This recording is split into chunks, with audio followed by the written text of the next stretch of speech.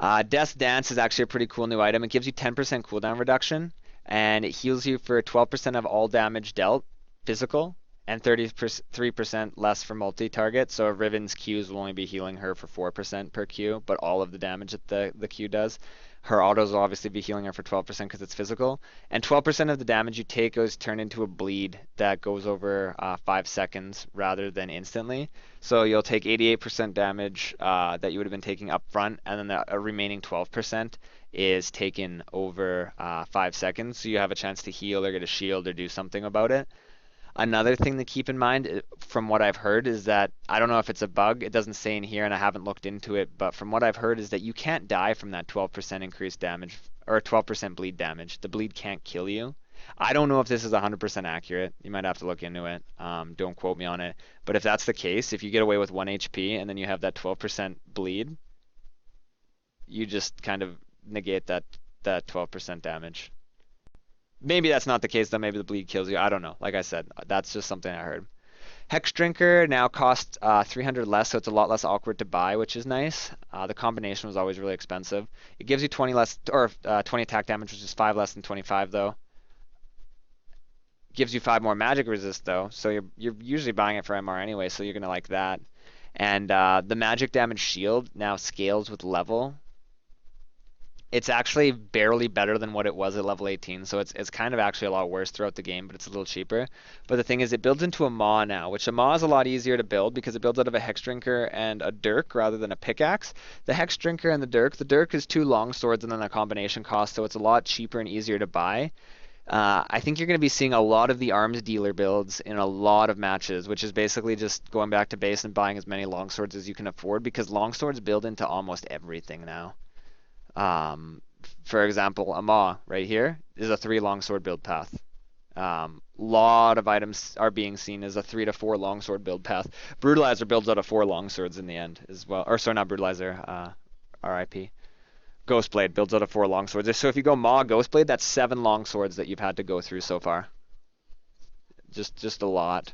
But Maw now actually gives you 10 armor pen, 10 more magic resist, 5 less AD, costs a little bit more, no longer grants attack damage based on missing health, which was actually really nice for Olaf, but it gives you 25% attack speed, 10% spell vamp, and 10% lifesteal when you trigger the shield. So when you get like really low on health, it kind of gives you the old Rage Blade passive. I think it was Rage Blade. I don't know. No one ever built that item. But now it's actually really good, so people will be building it.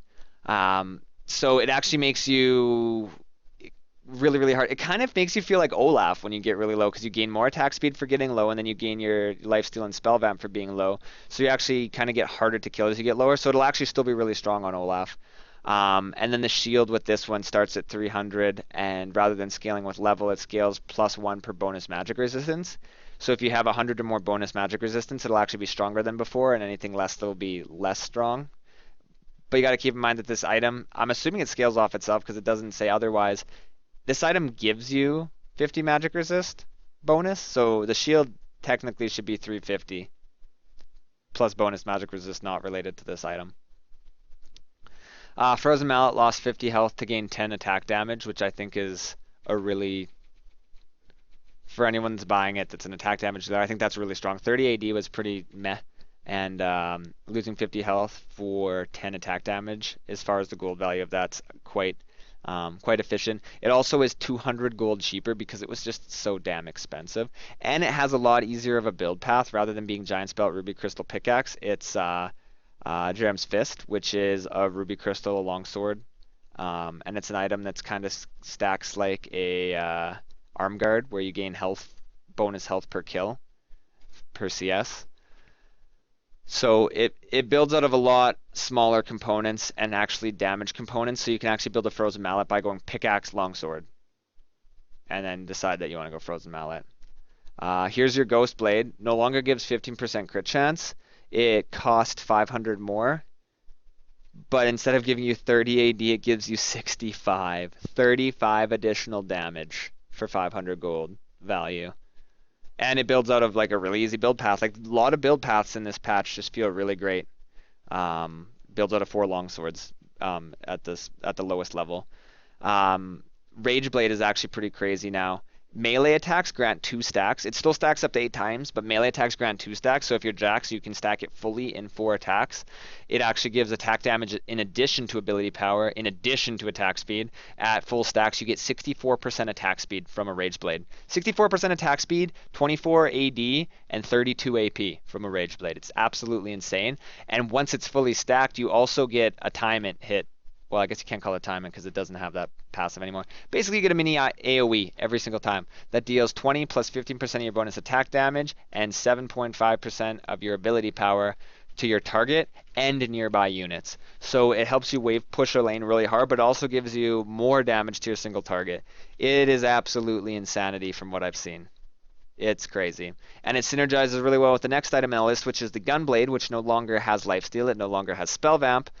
However, it now heals you for 15% of damage dealt. All damage. Just heals you for 15% of damage dealt. I'm assuming that works with Smite. I'm assuming that works with true damage because that counts as damage dealt, right? It's 33% less effective for AoE, which works with all type of things that give you healing on spells.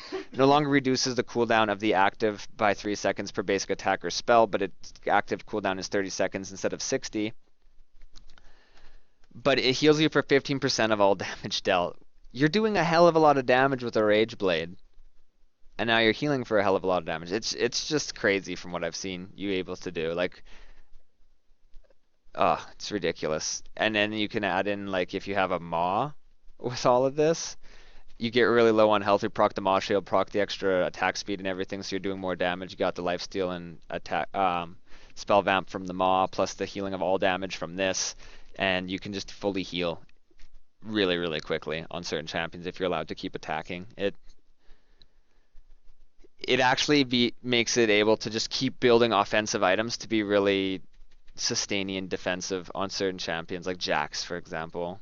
Timement is a lot cheaper. Now builds out of a pickaxe and a rejuve bead. It has 10 less AD. Its base regen is 50% less. And it no longer passively cleaves. When I first looked at this, I was like, wait, Timement no longer does Timement things? What's the fucking point of building it? But it has its active still. The active that kind of works with like canceling a Renekton stun animation or threading it into other things for extra damage, it still has that. It just doesn't cleave on auto attack, which in certain cases like Fiora, if you're trying to push a wave, makes it harder to wave push because she has no real good wave clear until she gets the Hydra, because the Hydra still does the attack cleave on auto. However, it lets you freeze a wave. The Timement before, if you got a Timement and you were really far ahead, you had a hard time starving out your opponent because you couldn't freeze a wave because there was no way to toggle that AoE damage and you would just be pushing your wave no matter what every time you went to last hit. Now it no longer pushes the wave for you, but it still gives you that active that you can push the wave a little bit if you want and still have that active burst for all-ins. So pretty interesting change. Also the fact that it's 650 gold cheaper is pretty great as well. Less stats, obviously, but you get the item a lot faster. The Hydra, there's a pretty unique interaction here. The Hydra now costs 300 gold more. Titanic costs 300 gold more. Interesting. No real extra stats other than the Titanic gives you 500 more health, has a bit of a different build path. Ravenous has a bit of a different build path as well. You can now freely exchange between Ravenous and Titanic Hydra. You can rush the Ravenous Hydra on someone like, say, Renekton early game just to have super lane dominance and super damage. But say your team throws, or maybe you personally are responsible for your team throwing because you've built all damage and tried to be the 1v5 superhero. You've made the enemy team really strong from it. And now you're like, well, shit, I need to have a little bit of a more defensive build because I'm an idiot. Oh, look, you can just switch it to a Titanic Hydra for free at any point in the game. And you can trade those back and forth. So that's kind of that's actually really, really interesting. And kind of a fun mechanic, I think, that you can switch between the two. You don't have to fully commit to going towards one. You can build the one that you want now for early damage and early snowballing. And if that didn't work out, you know what? I got my get out of jail free card. I'll build the one with health. Sorry, team. Phage is now 75 gold cheaper, but has 5 less AD. Black Cleaver is now 500 gold more, but has 15 more AD, but 100 less health. So it's just less efficient, in my opinion. But it's still very, very strong. Trinity Force now doesn't have a triggering total cost of 3703. It's 1300 or 3800 now. Gives you less movement speed, but it gives you 10% more crit, gives you 15% less attack speed, gives you less attack damage. Doesn't give you AP anymore because the Sheen doesn't give you AP, but it gives you 10% CDR, and it gives you a little bit more mana because a lot of champions need a little bit more mana without the extra mana pots ability and whatnot. So it's a little bit more expensive, and it's lost a lot of its other stats, but it's gained big stats in the fact of the crit and the cooldown reduction. So it's in a relatively the same place, but you just got to keep in mind where it's lost and gained power. I think we're almost at the end. So happy. Iceborne Gauntlet no longer gives ability power simply because it doesn't have ability power in the combination because it doesn't have a Sheen, but it gives 20% CDR because you got to keep in mind it's still building out of a Glacial and a Sheen, which are both 10% CDR. So if you were only going to give it 10% CDR in the end, then where did that extra 10% go? You would have lost CDR. Costs 150 gold cheaper. It gives you a little bit more armor, and the size of your slow zone now increases with bonus armor, which is pretty cool. It makes it more set up to be a tankier item. Say someone like Malphite, you build this and you build a Frozen Heart. Think about how much bonus armor Malphite gets, like in the 400-500s range. I'm actually curious to how big this radius will be with that much bonus armor, and it'll help him keep them in range because Malphite does a lot of damage if he's able to stay in range because he has this his auto attack scale with bonus armor as well. Let's see. Manamune costs a little bit more. Wit's End costs quite a lot more, but it gives you 10 more magic resist for 10 less attack speed and a little bit of less damage on hit. To be completely fair and honest, nobody built this item. Not because it was necessarily bad, just because it was awkward and you couldn't really find a way to fit it into a build that would not leave you feeling like you didn't have enough health. At least that's what I experienced. And now it costs more, so I don't think that's a step in the right direction for the old Wit's End. Sterix now costs a little bit more, same stats. Righteous Glory, that no one built anymore because it's been nerfed to the ground, now costs more, same stats, okay. Banner now costs more, same stats. Omwrecker costs more. You know what? Too many people were building Omwrecker. I think we saw one built last week. We got to nerf it by making it cost more. We need no one to build this item. Drop Portal costs 50 less, gives you a little bit less base health regen.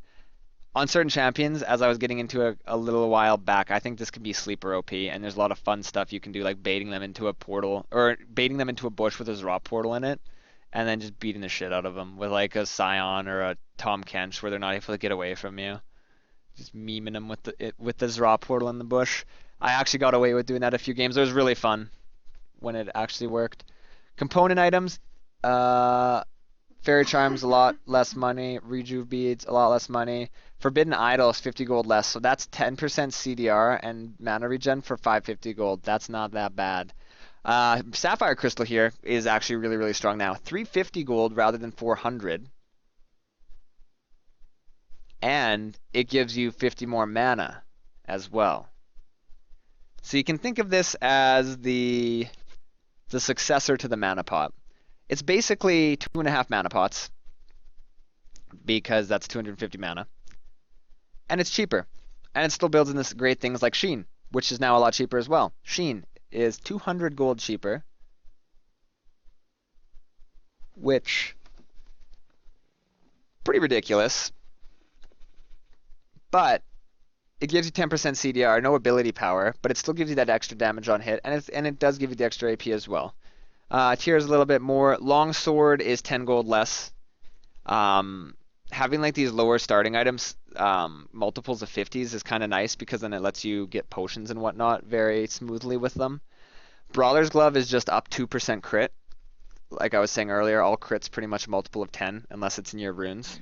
or it's Tryndamere's passive, which should be removed from the game.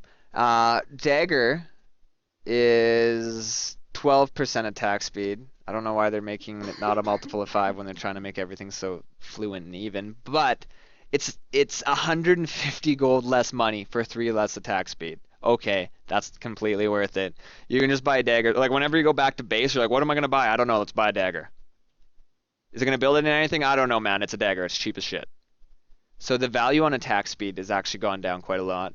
Um, Attack speed used to have quite a high value. Uh, it was about just looking at the component right here. If you see 450 gold for 15% attack speed. Attack speed was worth 30 gold per 1% point. And now it's worth 25 gold per 1% point. And it's a lot more easy to obtain on a smaller price range like that. You can just buy a dagger rather than having to save up for 450 because that was quite a bit to get a dagger. Crystalline Bracer has gone up in price, so has Rapture's Cloak because too many people bought it. I don't know why these items that no one ever bought are going up in price. We'll see. Maybe someone knows more than me. Chain Vest is up in price, which made sense to me for all of 10 seconds because I was like, all right, now it's the same price as a Negatron. Just kidding, Negatron's gone down 80 gold. It just feels like some of these changes are just to change stuff. You know what? Negatron Cloak was feeling really left out by being way too much money compared to the Chain Vest. It was 50 gold more, and everyone would always build it first in the GA buy path because Chain Vest was cheaper. Now they just kind of switched places, other than Negatron got a little bit less magic resist. This is the new item that builds into Sterix, builds into I think Frozen Mallet, if I remember correctly. It's 1200 gold. It's a longsword of Ruby Crystal 450. It gives you 15 AD, 150 health, and up to an additional 150 health for killing up to 30 units. So it's basically like a spiky Giant's Belt for 200 gold more once you stack it, which is kind of nice. Serrated Dirk. This builds into a lot of the items. Basically, these two items here replaced Brutalizer. And a lot of the items that would be building out of a Brutalizer are built by these two items. This one gives you the armor pen portion of the Brutalizer. This one gives you the cooldown reduction. This one is just straight 25 AD, 10% CDR, builds out of 2 longswords. This one is 10 flat armor pen, 20 AD, builds out of 2 longswords. Except this one has a cool passive that after killing a unit, your next basic attack or single target spell deals 15%, or not percent, 15 bonus damage. So if you're able to, say on Riven, you buy this item, you're all-inning someone on a minion wave. You hit a Q and it kills a minion and hits them. You auto them. You have 15 bonus damage. You Q again, it kills another minion with that Q. Your next attack has 15 bonus damage. If you're able to kill minions with other stuff while fighting them, you're going to be making all of your attacks do more damage, which if you're able to use that really, really efficiently, it can be quite strong. Codex costs a little less, gives a little less AP. Here's a big change. Vamp Scepter gives you 5 more AD for that slot. 2 more lifesteal, cost 100 more gold. So 2% lifesteal and 5 AD for 100 more gold, that is worth. Buying a Vamp Scepter always left you feeling really, really weak. Because it didn't give you like any AD, cost a lot of money. It's just kind of really awkward to buy. Now it's not as awkward. Kindle Gem also costs 50 gold less. This is kind of, I'm hoping, I don't remember. I think this is the last big change of this patch here, and this is a very, very, very big change, is the masteries. I'm just going to go over the structuring of the masteries and not explain each mastery individually. Go check for it for yourself. Don't check it on here. Just go play a few games and think about before going into a game. Just go to your masteries page if you're looking at it for the first time. Go look at it, figure out the structure. Think about what champion you want to play, and then think, hey, what masters would be good on this champion. Make your mastery pages before you get into game. After you've made a few mastery pages and you're used to the system, it's actually very, very easy, efficient, and on the fly able to make a mastery page even in like 2 seconds once you know where everything is. The way it works is, can I click on this? You gonna pop up for me? It's a little bigger. The way it works is there's 3 trees. One's more offense-based, one's more utility-based, one's more defense-based. The utility-based is kind of utility offense, this is straight offense, and this is kind of um, defensive utility from my experience with it. Basically, these are the keystone masteries. These are what kind of define your build. You can only get one because you need 18 points into the tree. You still get 30 mastery points. You have to put 18 into one tree to get to a keystone. Your keystone mastery is actually displayed on the scoreboard for yourself and everyone else, and it actually, if it has like scaling on it or numbers that scale throughout the game, it'll show you the actual damage that that keystone mastery is doing as the game goes on. There's 3 keystones in everything here, so you might be building up the same build path with one champion to here, but then realize that oh, this one's for critting. I don't crit a lot with this champion. I'll take this one, type thing. The way it's structured is you put 5 points into either of these. You can't put 5 points into each. It's deceptive right here because they put 5 into either of them, but I think that's just to show that each one stacks to 5. You have to choose either or. You could put 5 into this one, you could put 5 into this one, you could put 2 into this one, but then you could only put 3 into this one. It's 5 points for this tier in general in this part. And then it's a 1-pointer, and then it's a 5-pointer, and then it's a 1-pointer, and then it's a 5-pointer, and then it's a 1-pointer. That all adds up to 18. From here, you can go 5-point, 1-point, 5-point, 1-point. So you have 12 into here. Basically, it goes in tiers of 6. You can either put, or you could put 5 into here, 1 into here, 5 into here, 1 into here. The 5-pointer ones, generally, you kind of just put all 5 points into one from what I've been experiencing. And then you get to choose the good 1-pointer. And it's like a trade-off. Do you want this or this? A lot of the times, it's just like, is my champion AP or AD? All right, then I'll take this. Is my champion based on attack speed or spell damage? Okay, I'll take this. A lot of them are pretty straightforward, but then there's some that aren't. Like, for example, this one gives you a lot more base health regen as you get lower, but this one gives you increased summon or decreased summoner spell cooldowns. So there's a lot of trade-offs. This one, not so much a trade-off. This one's armor pen. This one's magic pen. No brainer, depending on what champion you're playing. However, this one gives you AD and AP per level as the game goes on, but this one gives you 2% spell vamp and 2% spell or lifesteal and spell vamp. That one might not be such an easy trade-off. But the thing that makes it really easy to do on the fly is when you're putting in the mastery points in game, in your champ select, you have like 2 seconds left. You click on a 5-point mastery tier, it'll put all 5 points in that mastery and then open up the next tier. So I could just go click, click, click, click, click, click. That's all done. Click, click, click, click, done. 30 mastery points done. You can then go in and move them around if you want and whatnot and take them out, of course. But it just makes it really easy to just change a page on the fly. As well as before, if you had 21 mastery points into an area, you had the 21st mastery point item here, and then you want to move some stuff around. You had to remove all the mastery points and then switch them around and put them all back in because you couldn't have that mastery without having the points allocated elsewhere. Since it's just a trade-off system all the way up here, and it's just of equal value. If you have this, but then you decide, hey, I actually would rather have attack damage per level rather than the spell vamp, you can just go over and switch that. Hey, I'd rather have extra health on a minion kill rather than the extra damage. You just click on that, it'll switch that over from that one to that one, and you can just switch it on the fly really quickly without having to backtrack yourself to go and make that change. So I find the efficiency of it's really nice. It's a lot to kind of learn right away because it's a bunch of just new masteries. Some of them are reminiscent of other ones, some of them are a little bit changed, and some of them are just completely new, and most of the keystones are completely new. The keystones, you could play Renekton with 18 offense with that keystone, or you could play Renekton with 18 defensive with that keystone, and it's going to completely change the way that your champion feels. And it's actually not just saying, oh yeah, we're going to completely change the way. It actually really does change your playstyle, your build path, and what you're wanting to do on the champion, what you're able to get away with. So it actually does kind of feel meaningful to think about what you're doing here. Some champions are just going to feel better with one build path, but some champions will have multiple build paths, which it's just going to take some experimenting. I just recommend playing with it in your client rather than in here when you can actually see it, and play with it. You can go and read through what everything does, but until you're actually building it for a specific champion in mind, it's not going to really click for you. I would build a couple champion mastery pages before you get into champion select just to get used to doing it so you're not trying to build it on the fly and just kind of like making decisions under pressure, not maybe getting the best page that you would want. And then after you get used to doing it, like you can do it on the fly. Once you're used to where everything is, you can see how fast it is to put them in. It gets really easy. It's quite a steep learning curve to start, but then it just flattens out completely, and it's just a really efficient and convenient system to use, I found. So there's the ferocity tree, the cunning tree, and the resolve tree. I'm not going to go into any of that. You guys can go and look at all of that on your own. Like I said, I just wanted to explain how it actually worked. Victorious Silver is coming out. Um,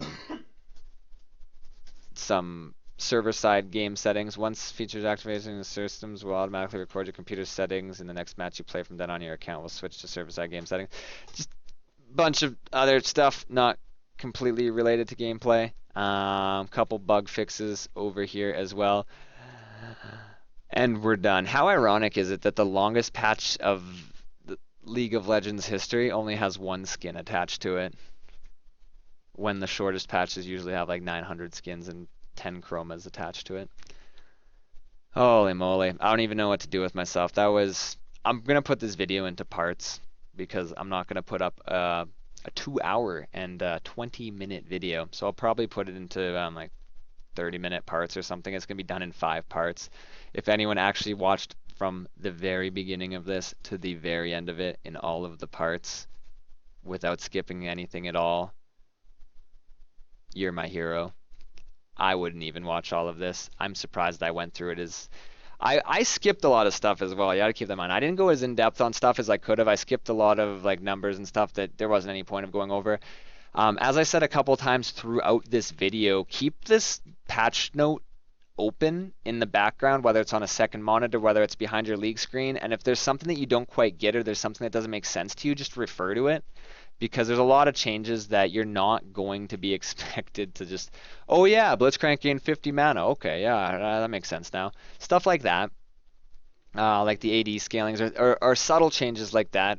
You might have to refer back to this a few times, or things that like change the overall flow of the game, like say like the tower changes or the ambient gold or stuff like that. As far as the item changes, you're probably going to get used to that from just buying items. That's just how it works. Just get used to it from getting hands-on experience with it. Same with the masteries.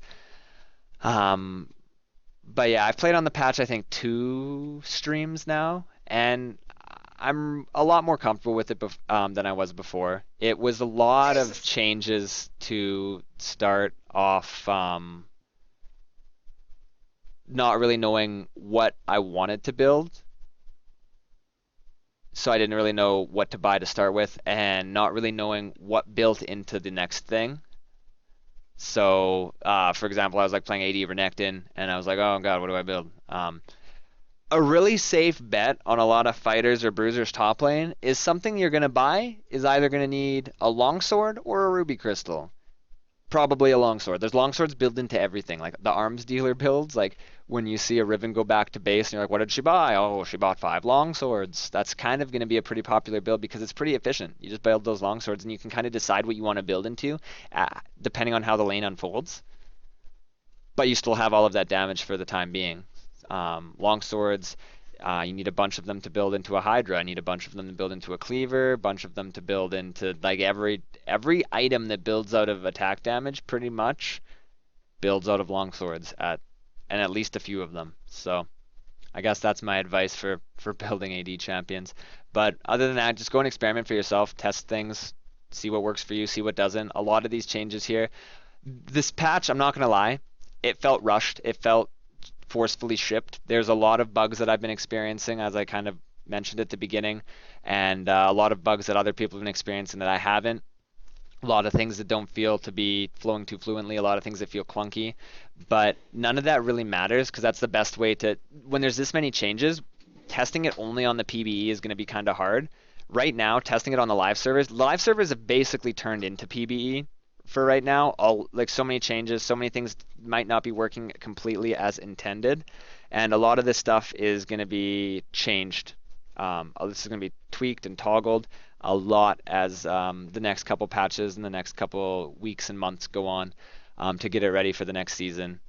So experimenting with it right now is fine. Don't turn into the resident salt lords of solo queue. Just because you're playing ranked right now doesn't mean that all focus is on winning and you get nothing out of losing.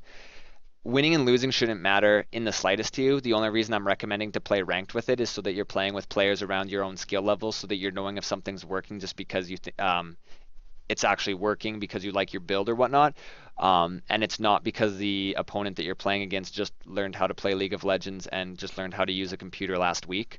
You want to make sure that things are working for the right reasons, and that's why I think playing around your skill level is, for the most part, gonna be the easiest for you. Try new champions. A lot of changes on the marksman are going to feel really weird to play against. Best way to learn how to play against something is to learn, at least on a basic level, how it works on your own. Play it for yourself so that you'll be like, oh yeah, this is how this works, this is how this works. So when you see someone using it against you, you've already had experience from the other side with it. It's a really good way to learn the rework champions. It's a really good way to learn how to play matchups in general. But for this, I think that'll be really helpful. But I'm gonna try. Yeah, 2 hours and 25 minutes now. I'm gonna end this before it becomes 2.5 hour video, which I will, like I said, have to do in parts. To anyone who even managed to watch 10% of this, thank you for watching, guys. I hope at least some of it you found helpful. Yeah, it was a super long video, super long patch. It was ridiculous. I think I heard somewhere 78 pages if it was put into page form. Just too much, too much. I think they're really ambitious changes. I don't think, like, a lot of people are like, oh, it's going to ruin the game. I don't think it's going to ruin the game. However, I think as far as an experiment, it's being done somewhat sloppy, because changing this many variables at once in an experiment never really gives you concise results. You don't know if something's working because it's working, or a result is because what you think it is, or if it's just a result of something else that was changed as well. That's what happens when you change this many variables at once, but it's how they decided to do it. I don't, like I said, don't overly agree with it, but I mean, if you're going to do this many changes, you might as well put them all out at once and see how they settle, see if it sticks, see what works, see what doesn't. But anyway, guys, thank you very much for watching the video. If you found it helpful in any way, make sure to drop a like on any of the 500 parts.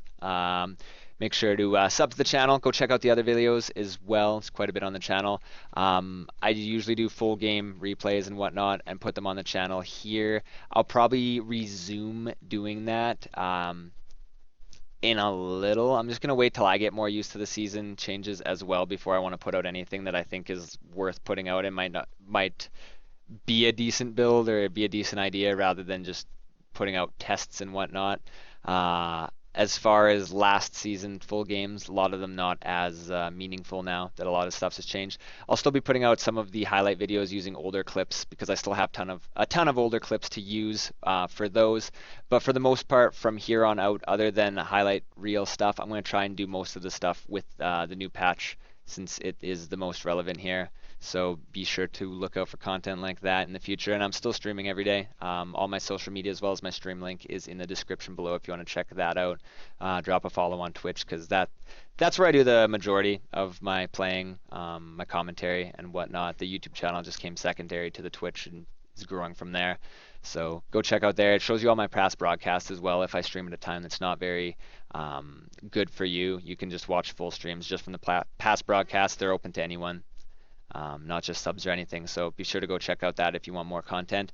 And other than that, like I said, thanks for watching. Thanks for listening. Take it easy till next time, guys.